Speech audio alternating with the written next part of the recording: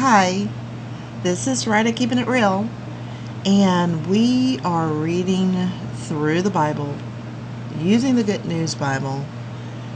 We're on the Apocrypha books. We're on Sirach, chapter 20. So Sirach chapter 20, and I'm recording this on the Sabbath. I'll probably start uploading my recordings on Sundays and Wednesdays. So we finished the Proverbs daily series, so expect uploads on Sundays and Wednesdays. So here we go. This has been an interesting book. It's about wisdom, and it's kind of continuing that theme, but things that maybe you've never heard before, because these were some of the books that were taken out of the Bible. Sirach was one of those books. So we're on chapter 20. It has like 50 chapters, I think, to this. No, it's long. It's 51 chapters. So we have a ways to go. Here we go.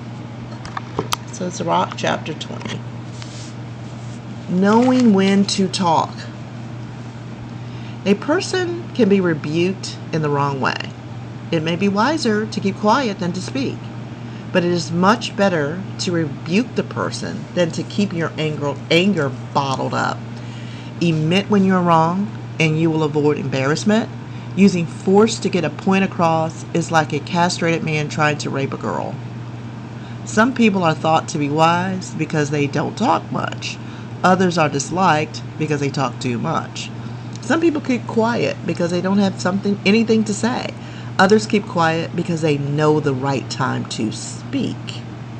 A wise person will not speak until the right moment, but a bragging fool doesn't know when that time is.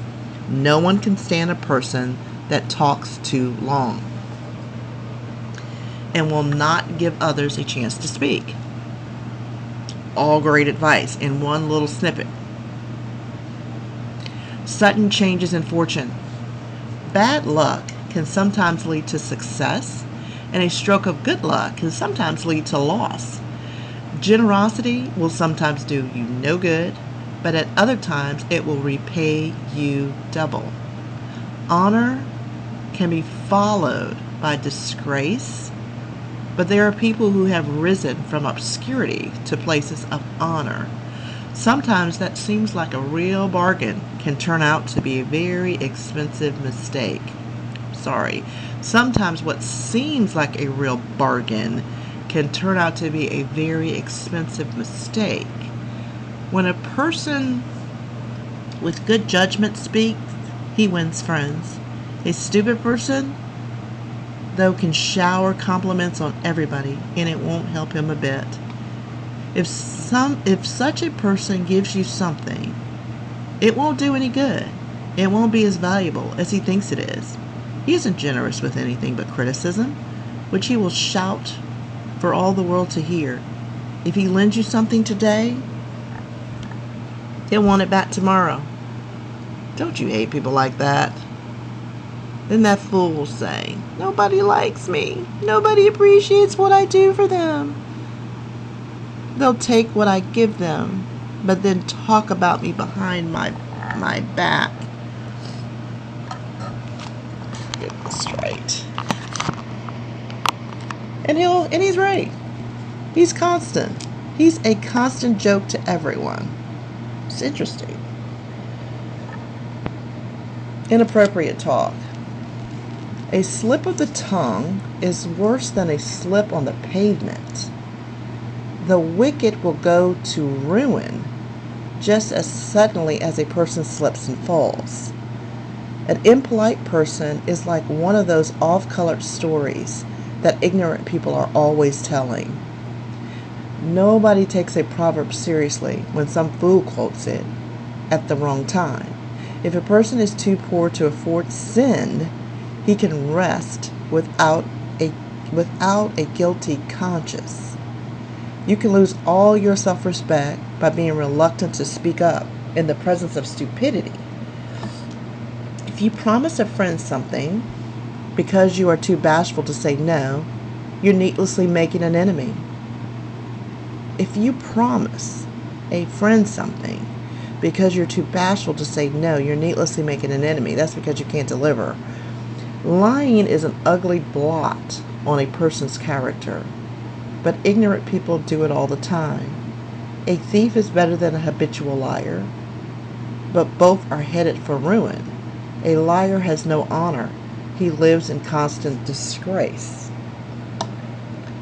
Stewardship of wisdom. Speak wisely, and you will get ahead in the world. Influential people appreciate good sense. They will excuse your errors if they like you. So cultivate the soul and reap the harvest. Gifts and bribes make even wise men blind to the truth and prevent them from being honest in their criticism.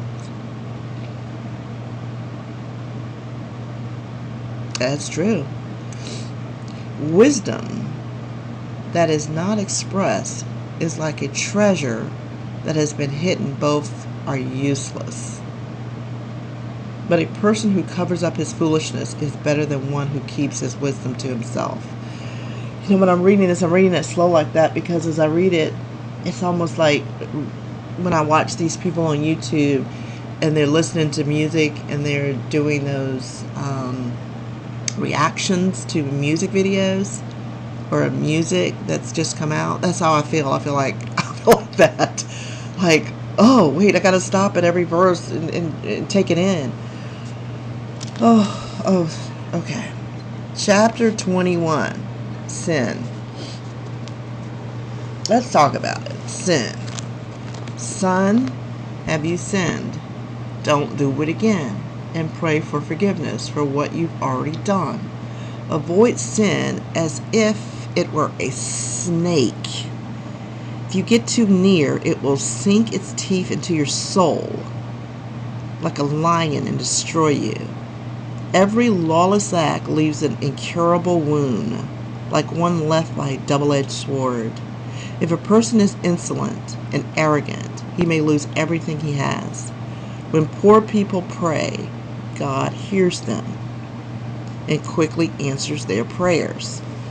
If you refuse to accept correction, you are committing a sin. If you refuse to accept correction, you are committing a sin. And if you fear the Most High, you will make a sincere change in your ways. A man may be famous as a good speaker, but when he's wrong, a sensible person will detect it. A man who borrows money to build a house is just collecting stones for his own tomb. What? A man who borrows money to build a house is just collecting stones for his own tomb?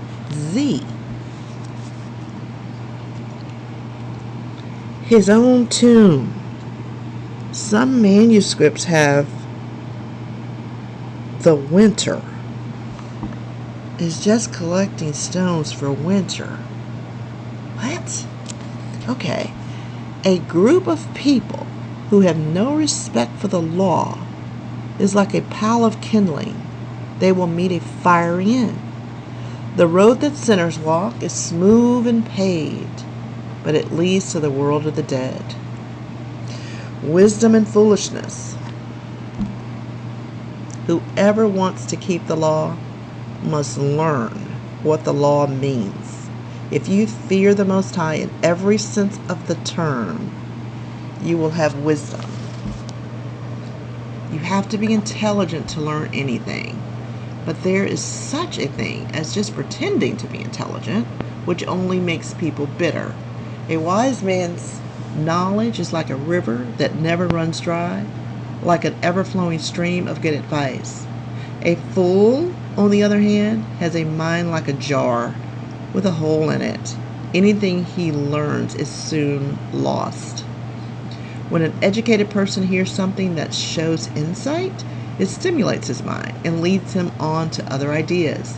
But when someone who is satisfied with ignorance hears it, he won't like it and will forget it as soon as he can.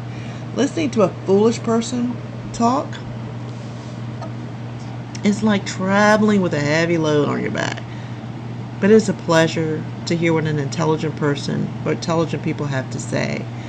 The assembly will be eager to hear from an intelligent person and will take his opinion seriously. An ignorant person, wisdom is as useless as a house gone to ruin. He has never even thought about the things he is so sure of.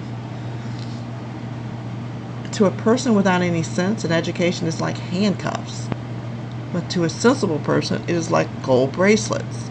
An intelligent person will smile quietly while a fool roars with laughter. A stupid person will peep into someone's house through the door and then march right in.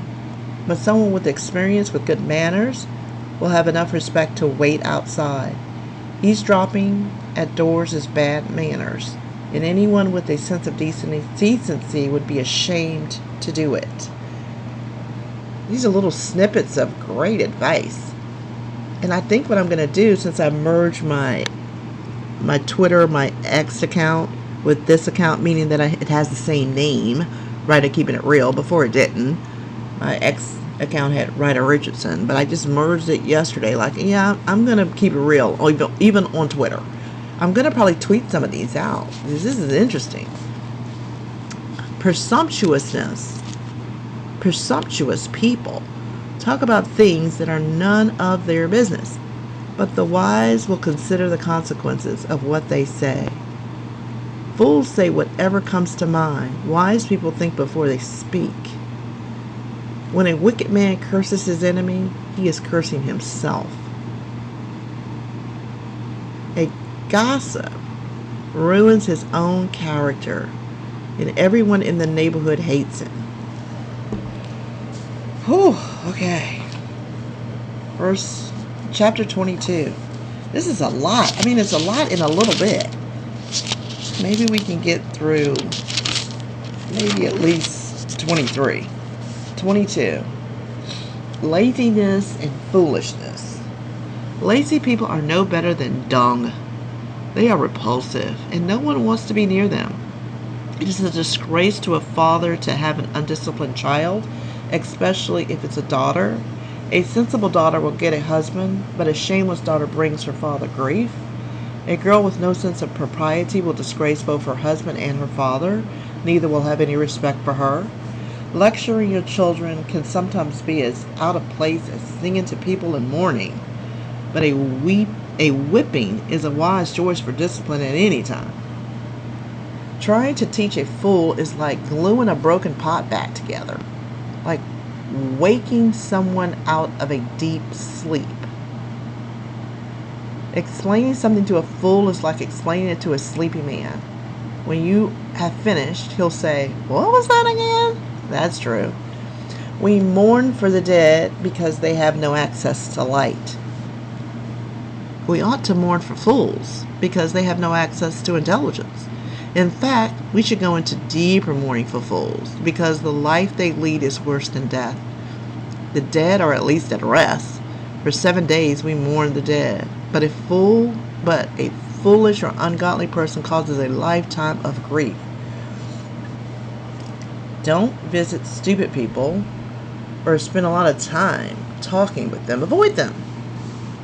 They can't contaminate you. They can't contaminate you, and you can live in peace without being troubled or worn down by their foolishness. Such people are a heavier burden to bear than lead, and the only word that fits them is fools. It's somewhere in the Bible, though, it says don't call a person a fool. I got to go back and find that. It is easier to carry a load of sand, salt, and iron than to put up with a stupid person. A wooden beam can be put into a building so firmly that an earthquake cannot shake it loose. A person can be trained to use reason and good sense so well that he can keep his head even when crisis comes. A mind that thinks things through intelligently is like a firm wall, finely decorated. Small stones on top of a wall will not stay, but when the wind blows and a person whose stupid ideas have made him timid will not be able to stand up to frightening situations. Okay, friendship. If you stick something in your eye, tears will flow. If you hurt a person deeply, you will discover his true feelings. If you throw rocks at birds, you will scare them away. And if you insult a friend, you will break up the friendship. Even if you have a violent argument with a friend and speak sharply, all is not lost. You can still make up with him. But any friend will leave you if you insult him, if you are arrogant, if you reveal his secrets, or if you turn on him unexpectedly. Gain the confidence of your neighbor. If he is poor, then you can share his happiness. If he becomes successful, stand by him when he is in trouble, if you want to share with him when better times come his way. Fumes and smoke appear before the flames do. Insults come before violence. That's a great verse right there. Especially when you want a community that is not violent towards each other. Like, those words come before violence. So stop it before the violence starts. I will never be afraid to protect a friend, and I will never turn a friend away if he needs me. If I suffer because of him, everyone who learns of it will be on guard against him. Okay? A prayer for help against sin. I wish that a guard could be placed at my mouth, that my lips could be wisely sealed. It would keep me from making mistakes and prevent me from destroying myself with my own tongue. O Lord, my Father and Master of my life, do not leave me at the mercy of my own words. Don't let them cause my downfall. I wish I could be whipped for my thoughts, so that wisdom could discipline my mind. I would not want to be spared when I am wrong. I would not want a single sin to be overlooked. Then I would not keep on sinning, making one mistake after another. I could not fall to my enemies and be humiliated by them. O Most High, my God, God of my life, keep me from being arrogant. Protect me from evil desires. Keep me from being overcome by greed and lust. Do not leave me at the mercy of these shameless passions. Taking oaths. My children, listen to what I have to say about proper speech. Do as I teach you, and you will never be trapped. Sinners are caught by their own arrogant, insulting words. Don't fall into the habit of taking oaths, and don't use God's holy name too freely. A slave who is constantly beaten will never be free of bruises.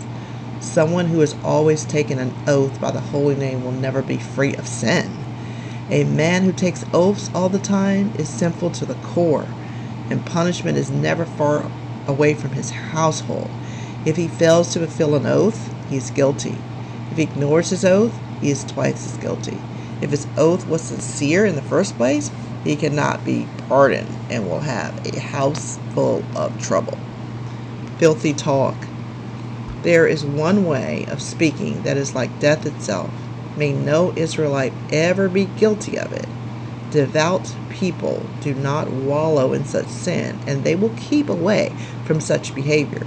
Don't fall into the habit of coarse, profane talk. It is sinful. You might forget yourself while in the company of important people and make a fool of yourself with such a foul word that comes to you naturally. Think how your parents would feel. You would curse the day you were born and wish you were dead if you fall into the habit of using offensive language. You will never break yourself of it as long as you live. Sexual sins. If there are any number of ways to sin and bring down the Lord's anger, but sexual passion is a hot, blazing fire that cannot be put out at will. It can only burn itself out.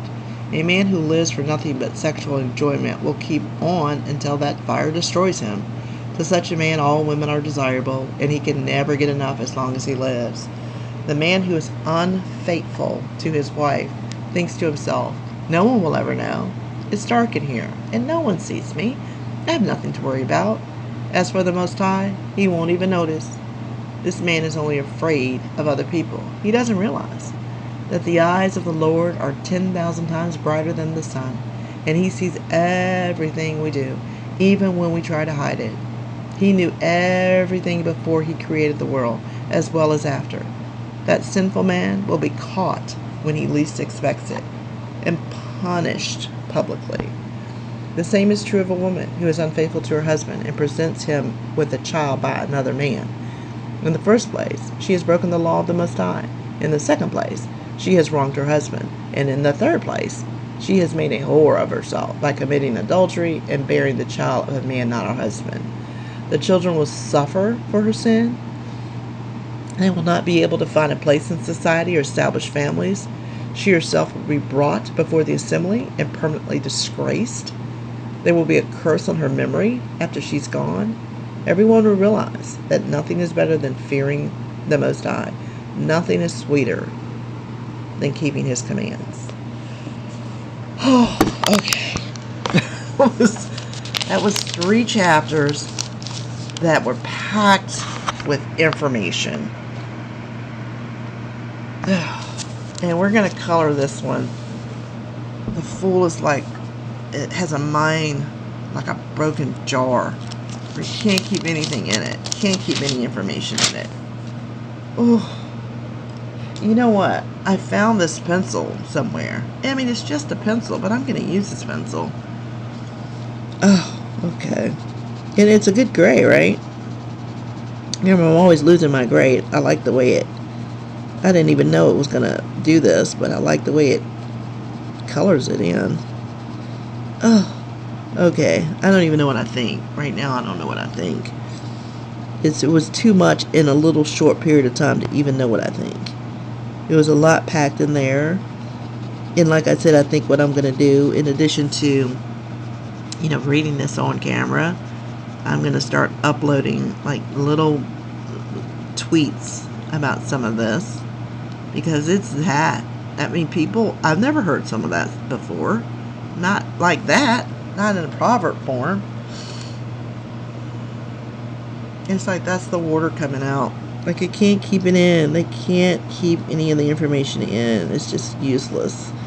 You can pour stuff in, but it's a broken pot. That's sad, too. I mean, people like this. We know people like this. Where they just can't learn it. I do. People like this. They can't get it. And just imagine going through life like that. Where it won't stay in your head. And it's kind of sad. Look at that sad face. It's a very sad face. I'm thinking about the person who drew this, though. It was a good drawing. Honestly, it was a good drawing. I don't know why I'm going to give this person green eyes. But I am. Those are sad.